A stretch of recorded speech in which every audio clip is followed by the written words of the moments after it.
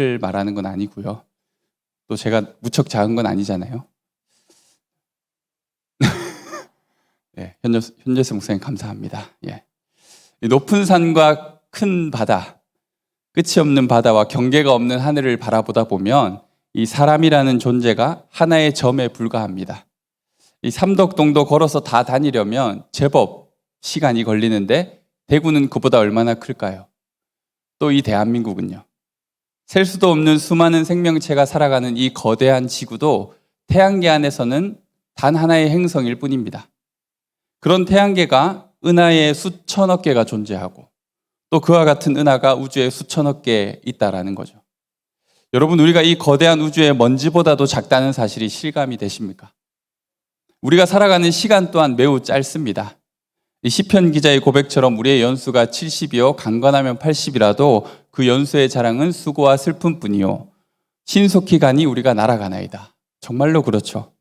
인간의 수명을 최대한 100년으로 잡더라도 그 시간은 이 우주와 모든 세계의 영겁 속에서 눈 깜짝할 정도의 찰나의 순간입니다. 정말 베드로 사도의 말처럼 주님께는 1000년이 하루 같다라는 거죠.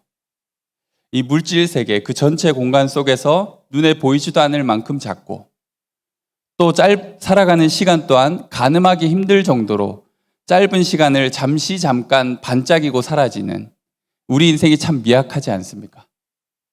하나님께서는 이 시공간의 폭을 어찌도 이렇게 크게 만드셨을까요?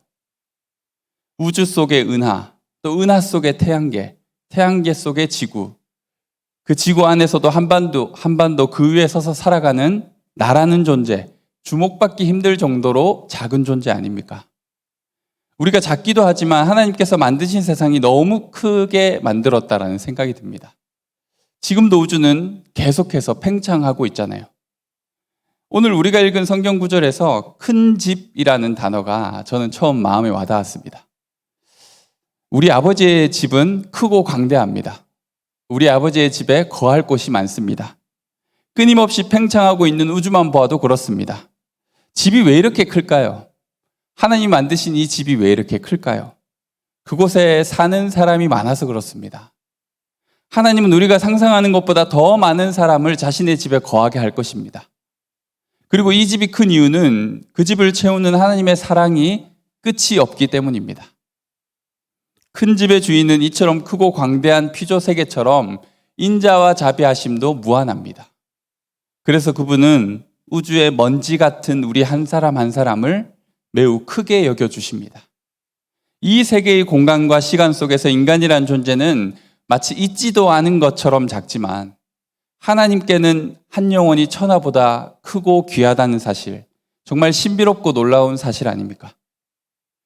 이 정도 스케일의 세상을 만드시고 지금도 여전히 온갖 별들과 행성을 운행해 가시며 또 모든 생명체를 직접 다스리고 먹이시는 그 전능하신 하나님이 한 점에 불과한, 아니 점으로도 표현할 수 없는 나 같은 사람에게 관심을 가져주시고 주목하여 바라보고 계시다는 것이 얼마나 놀라운 사실입니까? 여러분 그것을 실감하고 사십니까?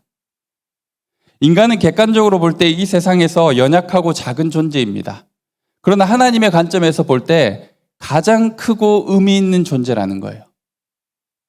진화론과 유물론의 관점에서 인간을 바라보는 사람들은 정말 그 말대로 우주의 먼지 정도로 있다가 사라지는 존재이겠지만 하나님을 아는 이들은, 그분의 사랑으로 자녀가 된 사람들은 모두가 이 우주의 주인공들인 것이죠.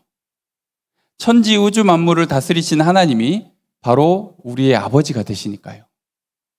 이건 그냥 자기 아버지가 어느 기업의 CEO라는 것 정도와는 차원이 다른 이야기입니다.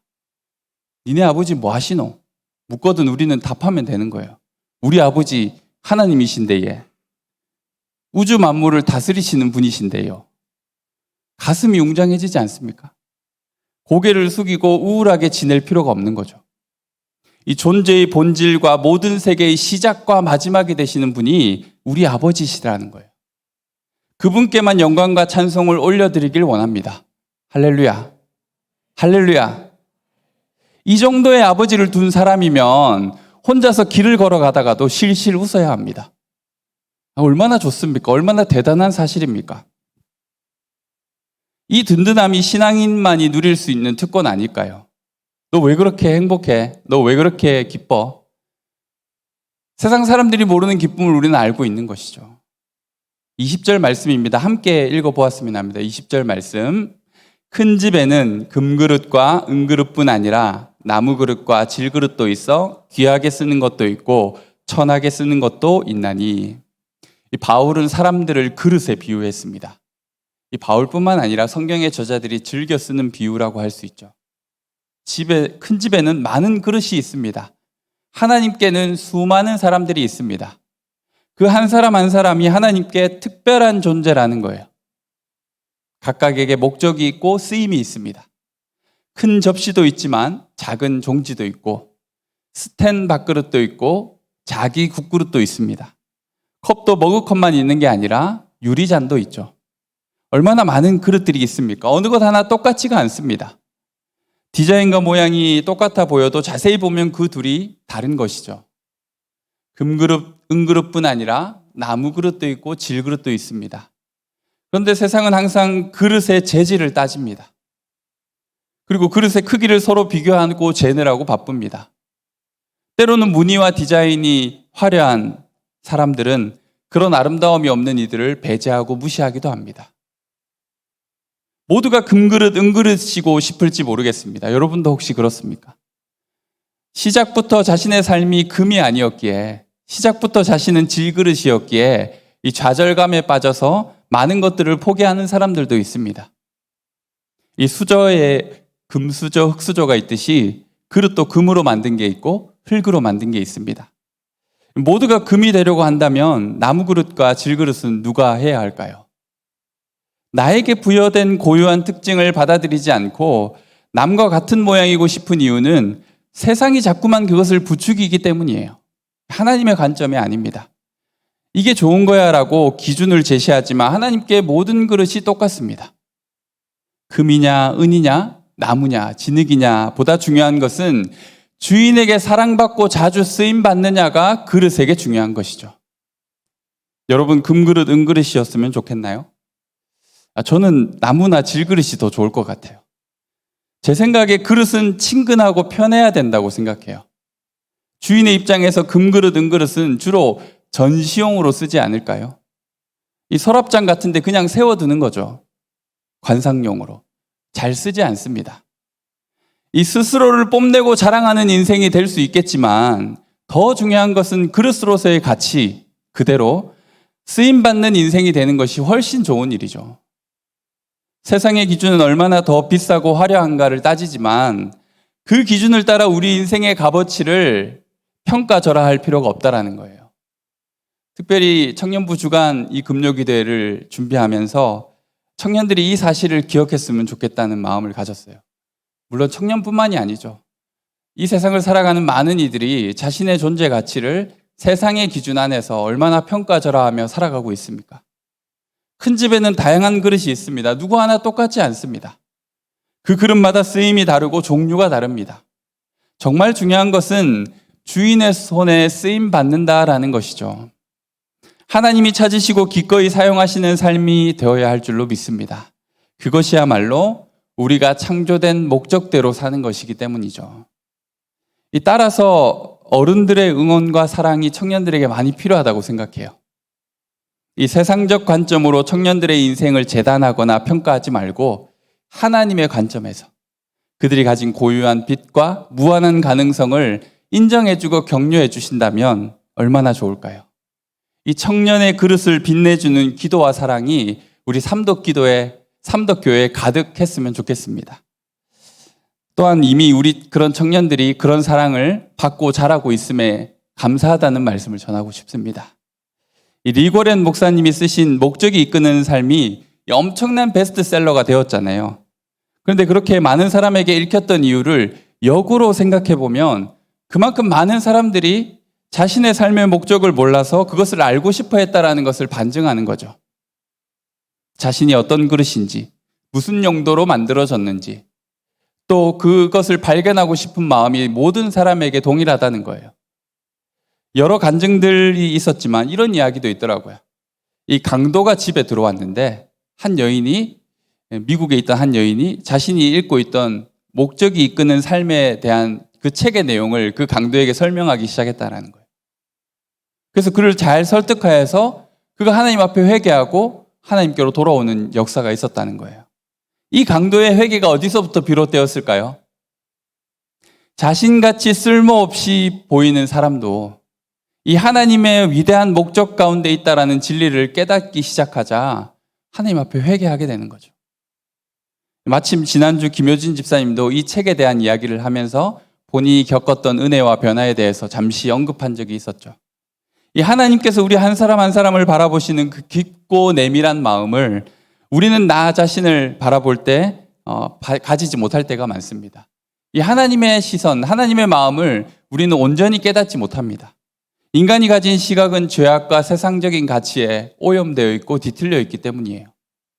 하나님이 창조하신 형상의 본질을 우리의 눈이 다 담지 못한다라는 거예요. 만일 우리가 하나님의 그 시선과 마음을 온전히 깨닫는다면, 나를 바라보시는 그 하나님의 마음을 내가 정말 진실로 깨닫게 된다면 내가 얼마나 빛나는 존재로 만들어졌는지 우리가 알 수 있지 않을까요? 그때는 자신을 향하여 가지는 마음은 그냥 긍정적인 태도, 자신감, 인간적인 자부심과는 비교할 수가 없다라는 거예요. 이기적인 욕심으로 무조건 자기 자신만을 위해서 살던 시절보다 훨씬 더 자신을 사랑할 수 있게 됩니다. 이 비교의식과 좌절감, 무기력에 빠져서 한 달란트를 받은 인생처럼 마음이 굳어져 작은 일에서부터 실망하고 좌절하여서 포기하기에 빠른 열정을 잃어버린 사람이 되지 않도록 그리스도 안에서 자신의 가치, 그 빛을 발견할 수 있는 저희가 되어야 할 줄로 믿습니다. 우리 하나님이 우리를 보고 계십니다. 하나님 안에서 아니고서는 우리 자신의 가치를 발견할 수가 없습니다. 바울은 자신을 질그릇에 비유했어요. 하지만 그 질그릇이 어떤 그릇보다 아름다웠다라는 거예요. 왜 그렇습니까? 보배를 담고 있기 때문이에요.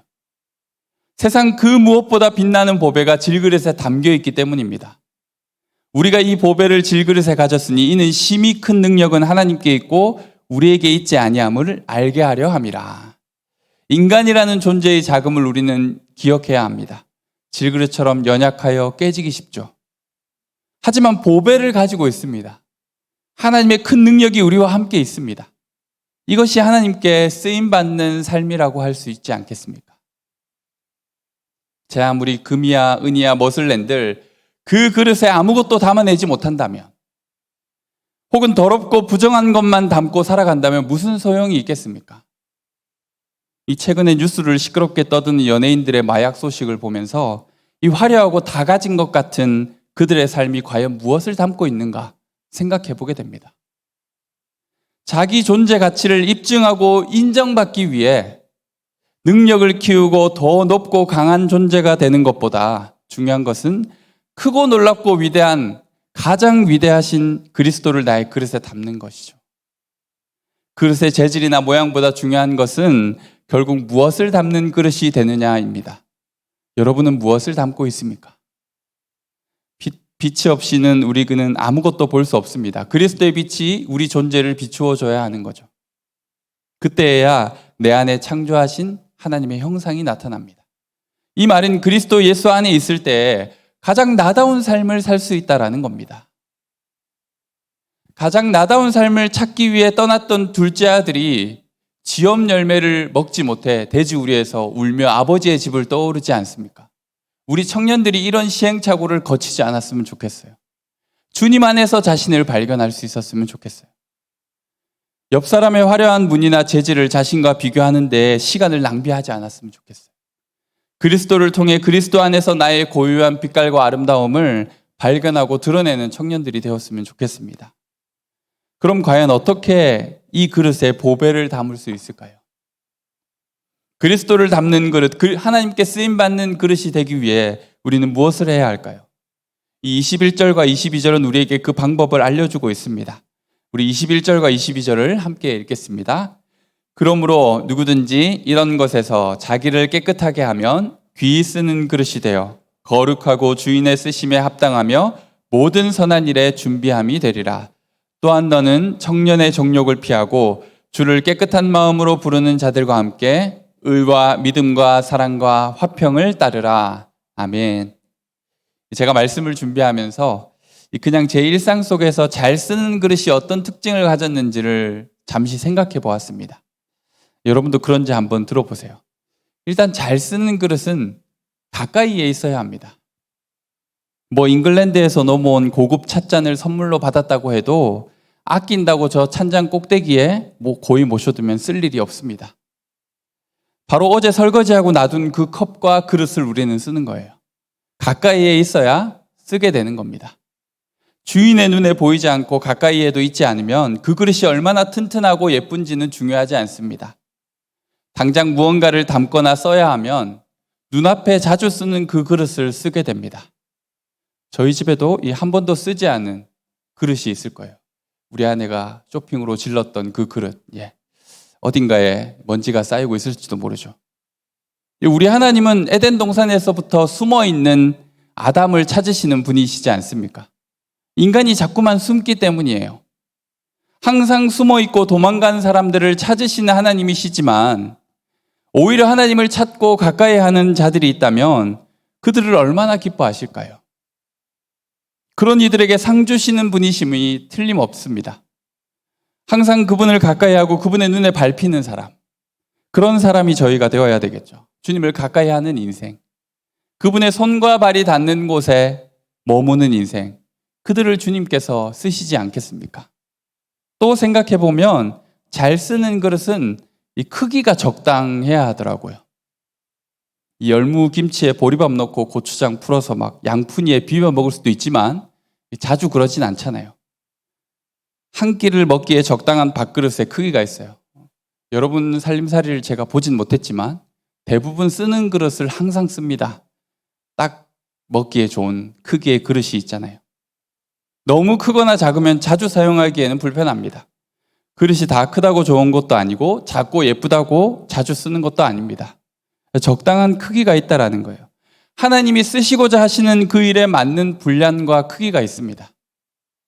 위대한 일, 이 미치지 못할 큰 일에만 마음을 두지만 정작 아주 작은 일조차 순종하지 못하는, 그리고 담아내지 못하는 것이 우리의 어리석고 교만한 모습 아닙니까? 주님은 그냥 오늘 이 시간 내 모습 그대로의 우리가 필요할 때가 많습니다.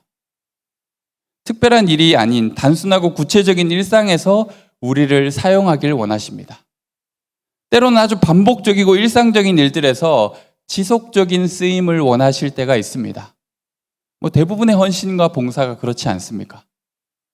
아주 일반적인 것조차 담을 수 없는 작고 애매한 그릇이나 편하게 일상적으로 쓰기엔 너무 크고 불편한 그릇이 아닌 적절한 크기로 많은 일을 할 수 있는 그릇. 그렇게 자주 쓰임받는 그릇이 좋다라는 거예요. 하나님이 여러분을 그렇게 쓰시는 거예요. 오늘 여러분이 아침에 아들과 나눴던 식탁에서의 대화 속에서, 직장에서 직장 상사와 중요한 회의를 하며 나누었던 이야기 속에서, 매주 시간을 지켜 봉사하는 교육부서 그 현장에서, 찬양대로 서 있는 그 자리에서 하나님 그렇게 우리를 자주 쓰기를 원하신다라는 거예요. 그렇게 하기 위해서 필요한 게 무엇일까요?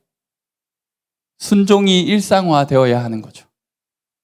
주님의 손길 닿는 곳에서 언제나 자신을 드릴 준비가 되어 있어야 하는 거예요.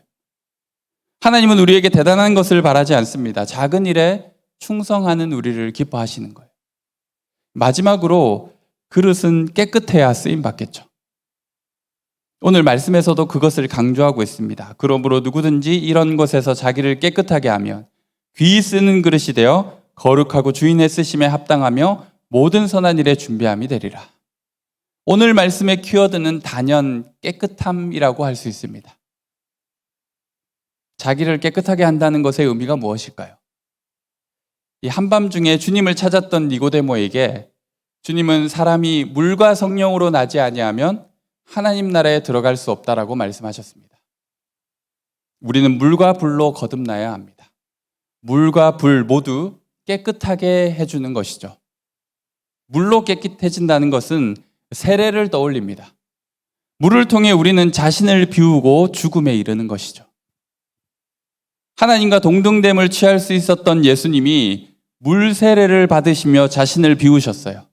그리고 죽기까지 순종하기로 십자가까지 나아갔습니다. 오직 하나님의 다스림을 받는 사랑받는 아들로 서기로 결단하였습니다. 물론 물은 우리 자신을 깨끗하게 비우고 제로 베이스에서 다시 시작하게 해주는 장치입니다. 내가 죽지 않고서는 그리스도의 생명이 우리 안에 역사할 수 없는 것이죠. 불은 무엇입니까? 거룩한 성령님이 빈 영혼과 마음을 가득 채울 때 진정한 깨끗함이 실현되는 것입니다. 이 바리새인의 경건이 헛것이었던 이유가 무엇입니까? 깨끗하고 청소한 그 마음에 온갖 더러운 욕망과 음란이 들어와 있었기 때문입니다. 이 나 자신을 주님 앞에 내어놓고 성령의 다스림 안에 들어가지 않는다면 우리는 깨끗함에 이를 수 없는 것이죠. 우리가 성령 앞에 나아갈 때 헛되고 추한 욕망이 성령의 불길 가운데 사라지고 깨끗해지는 것입니다. 그릇의 운명이 무엇일까요? 결국 비우고 채우는 것을 무한히 반복하는 것이죠. 나의 허물과 죄는 또 비워내고 죽음을 선고하고 다시 성령의 임재와 능력으로 채우는 것이죠. 이 일이 이례적으로 일어나고 그치는 게 아닙니다. 매일 하루에도 여러 번 일어나는 것이 쓰임받는 그릇의 일상이라는 거예요. 오늘 말씀 21절과 22절은 서로 매칭이 되는 말씀이라고 볼 수 있습니다. 21절에 보면 이런 것에서 자기를 깨끗하게 하면이라고 표현하는 단어는 22절에 너는 청년의 정욕을 피하고와 같은 의미라고 볼 수 있죠. 그리고 또한 거룩하고라고 말하는 표현은 의라는 단어와 연결됩니다. 주인의 쓰심에 합당함은 믿음이라는 단어와 연결됩니다. 그리고 마지막으로 모든 선한 일의 준비함은 사랑과 화평을 따르는 삶과 같은 의미라고 볼 수 있습니다. 이 마침내 드러난 하나님 나라라는 명절을 쓰신 성서학자 톰 라이트가 이 신약 성경을 의역한 것이 있는데요. 거기를 보니까 너는 청년의 정욕을 피하라는 말을 run away, 달아나라고 표현하고 있더라고요. 청년의 정욕으로부터 달아나라는 거예요. 하지만 달아나는 것으로 끝이 아니라 의와 믿음과 사랑과 화평을 쫓으라고 합니다. 달아남과 조춤, 분명하게 보이는 행동의 언어로 깨끗하게 된다라는 것이 어떤 의미인지 우리에게 말해주고 있습니다. 인간의 본성, 죄악을 가진 사람은 이걸 반대로 할 때가 참 많지 않습니까? 세상과 정욕은 쫓고 하나님으로부터 달아나는 거죠. 자기를 깨끗하게 하는 사람은 이 달아남과 조춤이 분명한 사람이라는 거예요. 우리는 인간의 본성을 거슬러 세상이 추구하는 길과 반대 방향으로 걸어가는 사람들이잖아요. 이 달리기를 우리는 멈출 수가 없습니다. 표대를 향하여 우리의 다름질은 멈추지 않습니다. 불의에 익숙한 우리이지만 그것으로부터 우리는 달아나야 합니다. 그리고 하나님의 의를 쫓아야 하는 것이죠. 불신과 의심, 불평으로부터 우리는 달아나야 합니다. 그리고 우리는 온전한 믿음에 이르러야 하는 것입니다. 미움과 단절, 무관심, 냉대로부터 도망쳐 우리는 사랑과 평화를 따르는 사람이 되어야 하는 것이죠. 달아나고 도망쳐서 따르고 좇는 인생. 그 방향이 분명한 삶이 하나님 보시기에 깨끗한 그릇, 깨끗한 사람이라는 거예요. 그 일이 그냥 이루어지지 않습니다. 물과 불로 깨끗해지지 않고서는 불가능합니다. 그리스도의 십자가에 나의 욕심과 제약된 모습은 죽고 거룩한 성령의 다스리심 안에 살 때 우리는 새로운 피조물, 입맛이 달라진 사람이 되는 것입니다. 여러분은 어떤 다름질을 하고 계십니까? 이 도망쳐야 할 곳에 오히려 매력을 느끼고 이끌리고 있거나 절대 놓치지 말고 붙잡아야 할 그분으로부터 멀리 도망가고 있지는 않습니까? 이렇게 말씀을 드리니 혹시라도 오해를 하실지 모르겠습니다. 목사님, 세상으로부터 도피해서 교회에만 살라는 말이에요? 그런 말이 아니죠. 의와 믿음과 사랑과 평화는 교회 모임에서만 이루는 것이 아니라 오히려 더욱더 치열하게 삶의 현장에서 실현해야 할 가치들이지 않습니까? 하나님은 귀히 쓰는 그릇을 통해 이 땅에 의와 믿음과 사랑과 평화를 이루어 가시는 것이 바로 하나님의 소원이며 비전 아닙니까? 그 꿈이 우리의 비전이 되어야 할 줄로 믿습니다. 거룩 또는 의, 이것은 무엇을 말합니까? 세상을 살아가는 남다른 기준을 이야기합니다. 하나님께서 바라보시는 관점으로 세상을 바라보는 거예요. 표준과 기준 자체가 잘못되어진 그리스도인들이 얼마나 많습니까? 교회는 다니지만 예수님은 믿지만 살아가는 방식은 지극히 세상적인 기준을 따라 사는 이들이 얼마나 많습니까? 하나님은 거룩한 그릇을 찾으십니다. 이 거룩하신 하나님의 심정을 한 글자로 표현한 것이 바로 의라고 할 수 있는 거예요. 이 의를 구하는 것이 여러분에게 얼마나 중요한 일인지 묻고 싶습니다. 하나님의 마음을 느끼고 계십니까? 그분의 높고 분명한 기준이 여러분에게 얼마나 중요한 기준으로 작용하고 있습니까? 때로는 진노하심으로, 때로는 애통하는 눈물로 이 땅을 향한 하나님의 거룩한 마음을 살피고 들여다보는 자녀이십니까? 자극적이고 감각적인 것들이 가득한 세상이지 않습니까? 우리는 그래서 보이는 대로, 느끼는 대로 살아가는 모습일 때가 많습니다.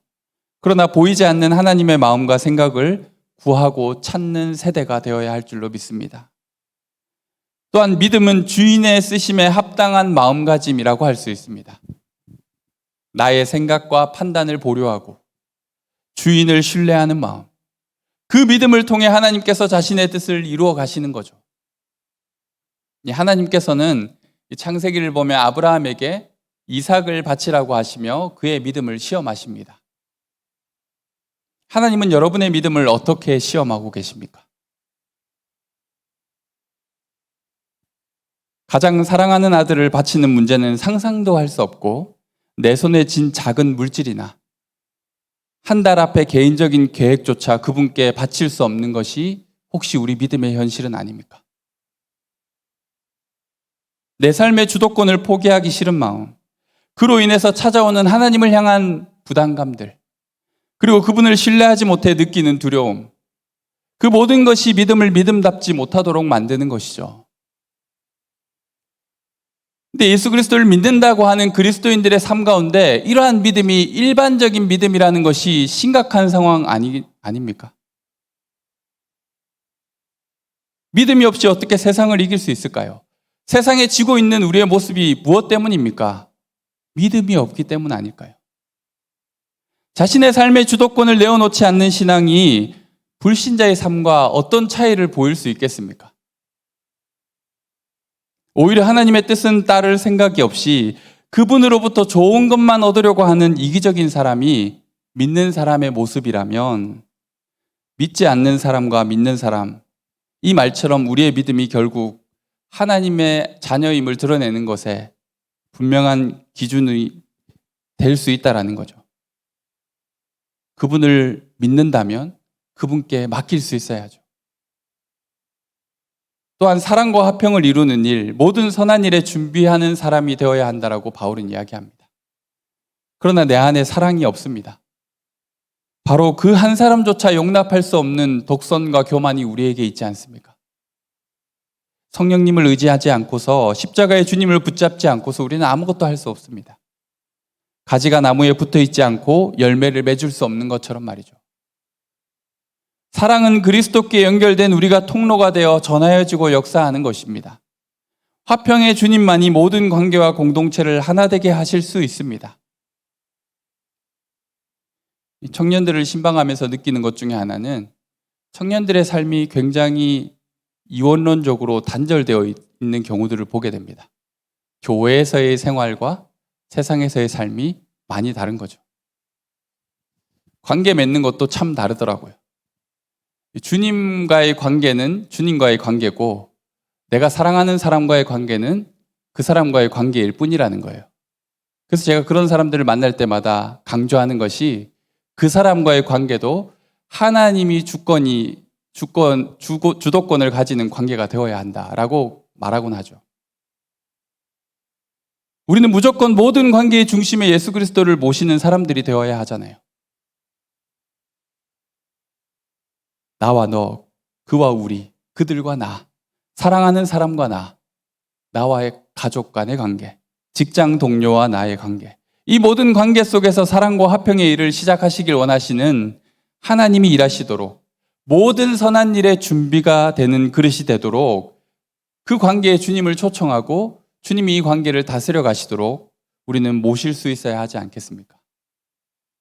그래서 오늘 청년의 정욕을 피하고 거기로부터 달아나고 조출하고 하는 것들이 모두 너무나도 우리에게 중요한 가치들입니다.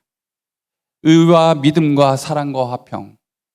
의는 세상을 바라보는 우리의 관점이라고 하였습니다. 또한 믿음은 하나님을 바라보는 우리의 마음이라고 하였습니다. 그리고 사랑과 화평은 다른 이를 바라보는 우리의 모습입니다. 거룩과 의를 통해 세상과 하나님을 연결시켜주고 믿음을 통해 내 삶을 하나님께 더욱 붙들어 매고 사랑과 화평을 통해 다른 사람들과 내가 연결되어서 그리스도의 사랑이 흘러가도록 하는 것이 청년의 그릇에게 부여된 사명 아닐까요? 여러분에게 부여된 사명 아닐까요? 이 삼덕교회 청년들이 세상을 향한 하나님의 마음, 그 거룩함과 의로움을 발견할 수 있었으면 좋겠습니다. 자신을 내어드릴 수 있는 참된 믿음으로 온전한 신뢰를 하나님께 드릴 수 있었으면 좋겠습니다. 하나님의 사랑이 우리를 통해 그와 맺은 여러 관계들 속에 흘러가 생명의 역사가 나타나기를 소망합니다. 자기를 깨끗하게 하는 청년, 물과 불로 자신을 비우고 채우는 십자가의 사람, 성령의 사람이 되어야 하지 않겠습니까? 주님이 우리를 쓰시길 원하시는데 우리 자신을 깨끗하게 주님 앞에 드릴 수 있는 자가 되어야 되지 않을까요? 우리 자신을 비우고 또한 성령으로 채우고 청년의 정욕으로부터 세상과 사단의 유혹으로부터 달아나 예수 그리스도를 붙잡는 인생이 되어야 하지 않겠습니까? 그런 우리들을 통해서 하나님의 일을 펼쳐가시지 않겠습니까? 우리 성도들의 삶이 그러한 삶이 되기를 소망하고 또한 성도들의 간절한 기도와 하나님의 사랑으로 우리 청년들을 향한 마음으로 기도해 주심으로 말미암아 우리 청년들이 또한 그러한 하나님께 쓰임받는 청년의 그릇이 되기를 소망합니다. 우리 이 시간 함께 찬양하고 기도하며 나아갔으면 좋겠습니다.